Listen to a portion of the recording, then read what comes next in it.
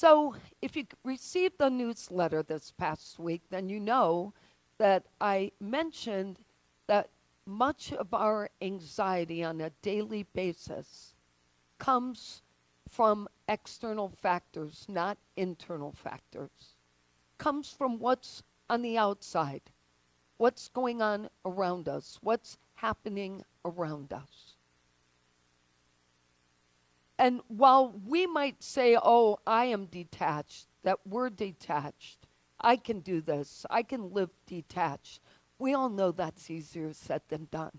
Because what it really means is I can be detached until something doesn't go my way. And then once that happens, everything changes. Sometimes we don't want to let people in. We push people away. And we say, oh, no, we're detached. No, that isn't what detachment is. Detachment isn't pushing people away. Detachment is not being attached to the outcomes of a situation. And if we're honest with ourselves, we'd probably admit that the majority of that anxiety we experience is connected to the fact that we have expectations of other people. How many of you would say the majority of your frustrations and anxiety come from your expectations of people outside yourself? Right. It's what they didn't do, what they don't say, what they do say, how often they say it. All of that is nothing but anxiety. And we create it for ourselves by not being able to accept people as they are. Now, I'm going to do a little Jesus stuff today and Buddhist stuff today, so you're going to have to juggle with me a little. All right, so there's this great story in the Bible that I really like, I've always liked, in the book of Luke. Jesus is traveling to Jerusalem, and along the way, these people say, hey, why don't you come to dinner at our house? And the woman who invited him is a woman named Martha. So she invites Jesus to her house for dinner, and when he gets inside, her sister lives with her, and she's there, but Martha, is running around the kitchen trying to make everything perfect for Jesus. What am I going to cook? How am I going to make it happen? And she's doing her thing. And her sister sits down at the feet of Jesus and says, I'm going to just listen. Well, you can imagine Martha's starting to build up a whole lot of anxiety. She's looking over there thinking, and remember, housing was pretty small then, so it's not like she's in one room guessing what's happening in the other. It's right under her nose. So Martha sees this, and she's getting madder and madder and madder. Well, it doesn't take long before now she's given her the evil eye. And thinking eventually my sister's going to get the hint. But of course, her sister Mary doesn't. Sound familiar? Give the evil eye, nobody does anything different, and you get mad. Well, finally, Martha can't take it anymore. She walks over to Jesus and says, Jesus, doesn't it seem unfair to you that Mary is sitting here while I'm doing all the work? And here's how Jesus responds to her. My dear Martha, you are so upset over all these details, but there is really only one thing worth being concerned about, and Mary has discovered it. You see, Mary was fully embracing the opportunity to learn from this man who's traveling through town. She wasn't worried about, was the table set? Did we have the right meal? She just wanted to take it all in. And unfortunately, she didn't have any interest in whether or not dinner happened. But I want to ask you, how many of us have been in Martha's shoes? I want you to think back to a family gathering. All right? How often have you been distracted by the behaviors of other people. How often have you had a house full and you didn't even visit with everyone else because you wanted everything to be right? You couldn't let it go. But you see, the idea is that in order for us to get along with each other, we have to learn to be present to one another. And being present isn't just doing the polite thing. Being present is being available to listen, to take in, to connect on a human level, to connect on a heart level. When we are distracted by everybody's behaviors, one person's behavior is enough to distract us. But when that happens, we're missing out on opportunities to take in whatever we are experiencing. And whatever we're experiencing is for our own growth. So instead of looking at everybody else, if we could just stop and say, what is in this for me? We would actually get the lessons.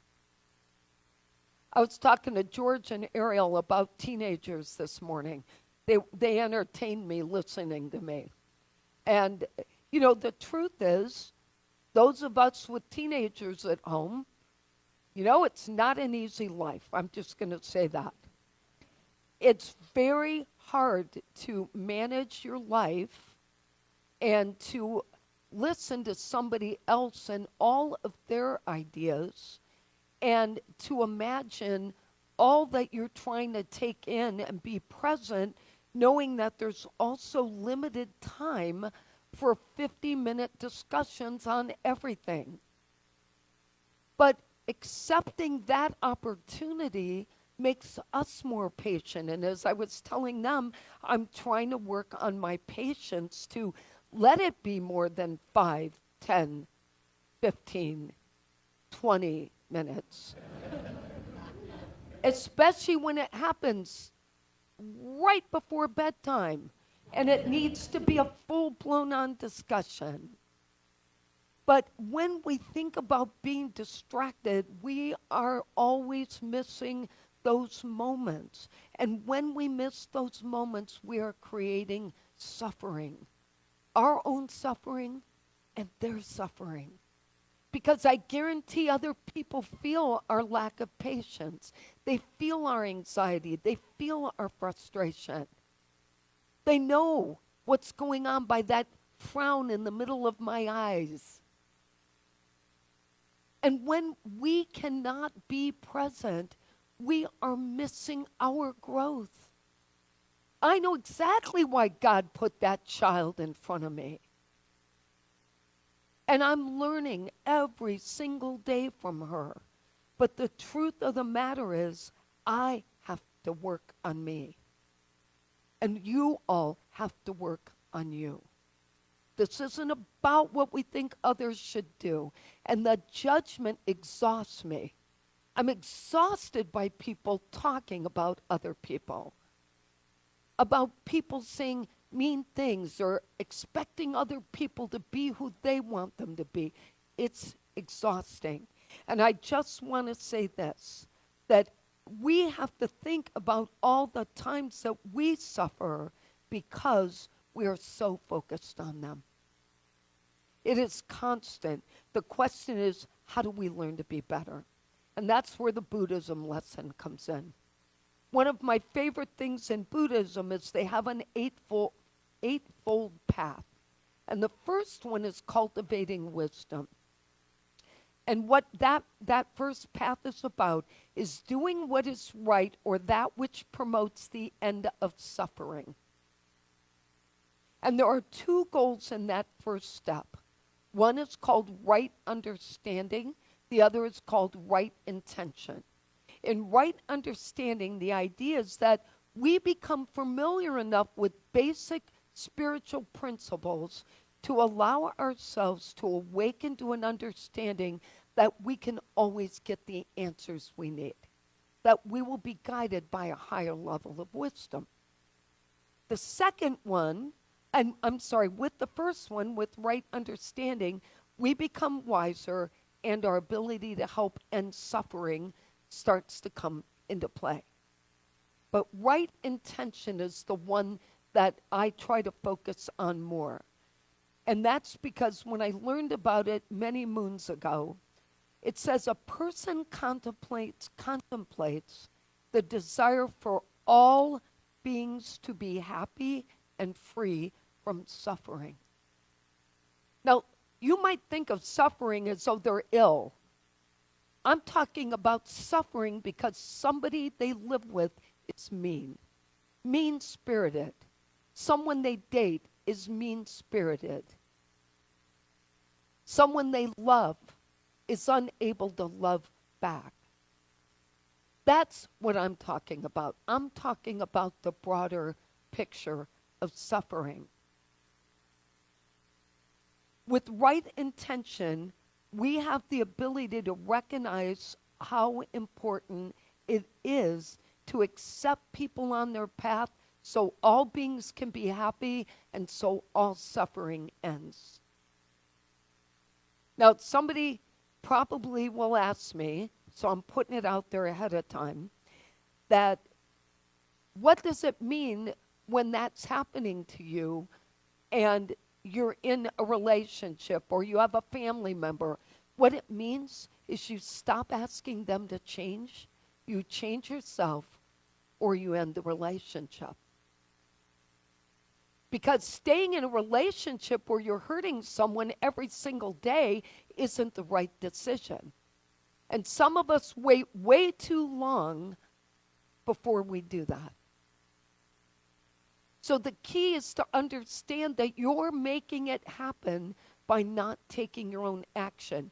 But the option is not to decide that someone else has to do what you want. That is not one of the options. So what's required of us to want all beings to be happy and free from suffering? Well, first, we have to actually believe in the value of doing so. And you might say, well, isn't that obvious? Well, no, it's not, because believe it or not, we are not naturally inclined to want everyone to be happy. Do you know that? No, we aren't. Our ego is way too big for that. Our ego, if we only had a heart and no ego, it would all be possible. But our ego doesn't allow us to keep other people out of the equation and focus on our own self and our own growth. It constantly tells us what they did, what they did, what they did. And we cannot seem to turn it off. But in order for this to change, we have to believe it. Now, how many people, don't raise your hand, I honestly don't want to know the answer. I don't. But I'm going to ask you, how many of you or someone you know has said they deserve it? That's what they get for doing that. That's what happens. That's karma. That's their karma coming back. Okay, how many people have said that? And that creates more suffering. Now, in the Buddhist principles, there are 3 things we should practice and 3 things to avoid. The 3 things we need to practice are goodwill, harmlessness, and non-attachment. And don't worry, we're bringing our kids in and letting them sit down and prep for me being finished in a minute. So goodwill is kindness, friendliness, generosity. Harmlessness is learning not to be offensive. Non-attachment means not being attached to outcomes and not just material things. So goodwill, harmlessness, non-attachment are what we need to focus on and practice. The 3 things we need to avoid are greed, hatred, and harm. Greed being self-indulgence, hatred being bitterness and mean-spirited practices, and harm being injury and poor treatment. When we maintain that right intention, It doesn't seem difficult in theory, but perhaps if we understood the risk of not doing it, we would automatically make that attempt. And here's where it is. The biggest risks are, one, that we will never build a world where everyone is accepted if we continue what we've been doing. The second thing is we will continue to add suffering to the world, including our own. And the third one is that we are never going to be at peace. We will never live long enough to experience peace as long as we keep that practice up. So we have to find a way to embrace these. The idea is to become a community that takes those first steps. It's why we're saying that country prayer every morning, every Sunday morning. We have to respect the path people are on. Know that it is their journey, not yours. Yours is to learn from them if they're in your life. And not allow the path someone else is on to prevent us from acting at our highest spiritual place and growing to our highest spiritual place. It's interesting, Sharon, I am glad you're here today because I wanted to share this message that Sharon and Bruce gave me many moons ago when they were on a hike in Seattle, at least 10 years ago, if not more. They found this message posted on a hike, and I thought it was perfect. It was posted next to the river they were walking by. It said, there is, and I see it, by the way, just so you listen with this template, I see it as being how we deal with people. So replace river with people in your head. There is no rushing a river. When you go there, you go at the pace of the water. And that pace ties you into a flow that is older than life on this planet. Even for a day, changes us, reminds us of other rhythms beyond the sound of our own heartbeat. That's how I see people and how we deal with people. Let's look at our lessons for today. Accepting people on their path is necessary to bring peace to the world and requires us to first practice observing versus judging, to gain wisdom versus opinion. Number 2, to embrace right understanding, to focus on principles, not people. Number 3, to maintain right intention, to see all people free and happy. And number 4, to release all attachment. Let the path forward reveal itself. The affirmation I wrote for today is, I am accepting others where they are. Say it with me. I am accepting others where they are. And our quote is, I couldn't find the author, I found it on Move Me Quotes. It says, your capacity to allow people to live a truth completely opposite to yours without shutting off your compassion for them is a reflection of how powerful your love is. Let's take that in.